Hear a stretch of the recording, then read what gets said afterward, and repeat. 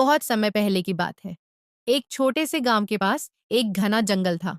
उस गांव में एक नटखट और शरारती बालक रहता था जिसका नाम अर्जुन था। वह बहुत चंचल था और हमेशा लोगों को परेशान करने के नए नए तरीके खोजता रहता था। गांव के लोग ज्यादातर किसान थे, लेकिन कुछ लोग भेड़ें भी पालते थे। अर्जुन का काम था गांव के अन्य गडेरियों के साथ भेड़ों को जंगल के किनारे ले जाकर चराना और उनकी देखभाल करना। यह काम उसे बहुत उबाऊ लगता था, इसलिए वह कुछ मजेदार करने के लिए तरकीबें सोचता रहता था। एक दिन अर्जुन को एक शरारत सूझी। उसने सोचा, अगर मैं जोर जोर से चिल्लाकर गांव वालों को बुलाऊं और कहूं कि भेड़ियों ने हमारी भेड़ों पर हमला कर दिया है, तो वे सब दौड़ते हुए मेरी मदद करने आएंगे। यह देखने में कितना मजा आएगा। अर्जुन ने जोर से चिल्लाना शुरू किया, बचाओ बचाओ, भेड़िया आया, भेड़िया आया।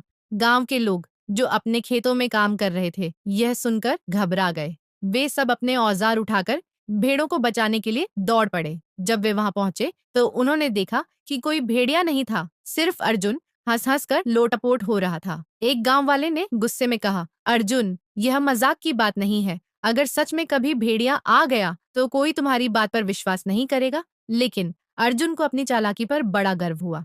उसने दोबारा वही शरारत करने का निश्चय किया। अगले दिन उसने फिर से जोर से चिल्लाया, बचाओ, भेड़िया आया, भेड़िया आया। गांव वाले फिर से दौड़ते हुए आए, लेकिन उन्हें फिर से अर्जुन की हंसी सुनने को मिली। अब गांव वाले गुस्से से आग बबूला हो गए।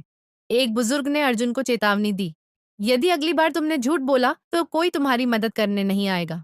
कुछ दिनों बाद जब अर्जुन सच में भेड़ों को चरा रहा था, तभी जंगल से एक बड़ा और खतरनाक भेड़िया निकला। वह भेड़ों पर हमला करने लगा। अर्जुन घबरा गया और पूरी ताकत से चिल्लाया, बचाओ बचाओ, भेड़िया आया, भेड़िया आया। लेकिन इस बार गांव वाले उसकी बात पर विश्वास नहीं कर पाए। उन्होंने सोचा कि अर्जुन फिर से मजाक कर रहा है, इसलिए कोई भी उसकी मदद के लिए नहीं आया। अर्जुन ने बहुत गुहार लगाई, लेकिन कोई नहीं आया। भेड़िया उसकी कई भेड़ों को मारकर जंगल में भाग गया। जब अर्जुन गांव वापस आया तो उसकी आंखों में आंसू थे। उसने गांव वालों को पूरी सच्चाई बताई। गांव के बुजुर्ग ने गहरी सांस लेते हुए कहा, झूठ बोलने वाले पर कोई विश्वास नहीं करता, चाहे वह सच ही क्यों ना बोल रहा हो।